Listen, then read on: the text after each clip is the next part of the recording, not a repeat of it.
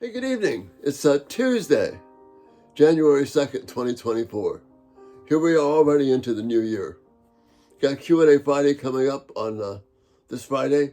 So if you got some questions, send them in. We've already got a couple of great ones, so looking forward to that. But leading up to that, I want to spend a couple of days looking at some of the things that we find in Psalm 90. Psalm 90 is the beginning of book 4 of the Psalms. There's 5 books. This is the beginning of book 4. And it's a prayer of Moses. And what this prayer does is it centers us on the reality of God as our place of safety, our dwelling place. Listen to what we see here. I'm just going to look at the first 2 verses tonight. Lord, you have been our dwelling place throughout all generations, before the mountains were born, or you brought forth the earth and the world. From everlasting to everlasting, you are God. Remember, Moses is writing before they've gone into the promised land. So all the people of Israel have known is the nomadic time from Abraham through Isaac, from Jacob, he leads them down into Egypt, and then Moses, 400 years later, brings them back home. They still don't have a permanent home. They don't have a land they can call their own. It's been promised to them, but they don't have it. And before they get there, Moses is reminding them, God is your home. He's recalling maybe the words of Abraham, who was looking ahead to a city and builder whose architect is God, not in a person. This is a centering, foundational piece for us, a component of our faith, that God is our dwelling place. God is our home throughout all the generations. Fascinated by this phrase, before the mountains were born.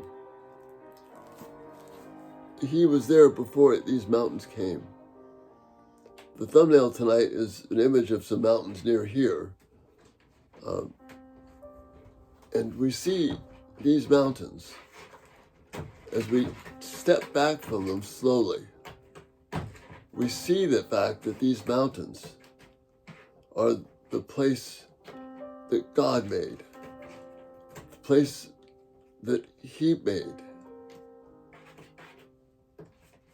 And He was there before them. It is our place of safety. God is our place of safety. Before the mountains were born, God was our place of safety, our home. Even before we were born, He was our safe place, because He's bringing us into this world so that we can know Him. This is such a beautiful, peaceful thought. Echo just stumbled back into something else. This is such a beautiful, peaceful thought of God being our home and dwelling place. Can we focus on that? I'm inviting you to focus on that. This centers us, keeps us from being distracted by all the things around us, and just to see the reality that God is our permanent dwelling place. That's the crazy thing. We get caught up in the calendar or the time of this type of year, and we start measuring things by days. And we lose sight of the fact that where we are right now, God has always planned it for us. Even if it's hard, He's planned it for us, because He is our dwelling place. This life here is not our permanent home. Our citizenship is in heaven, that city that God has built for us.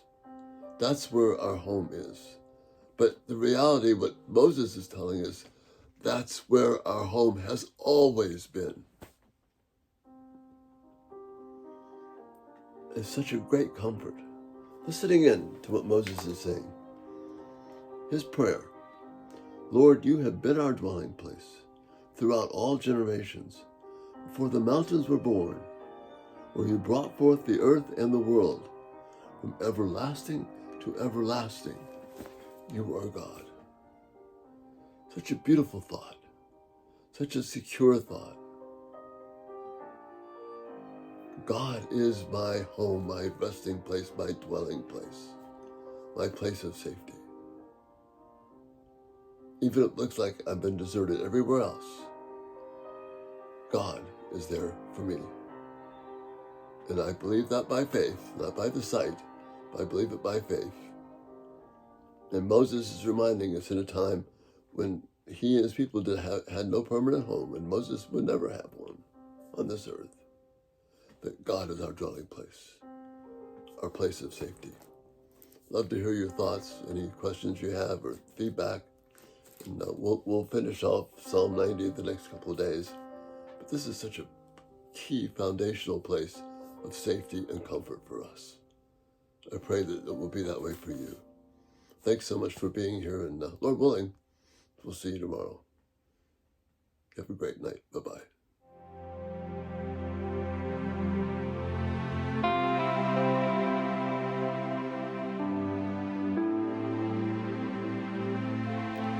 Thank you for watching.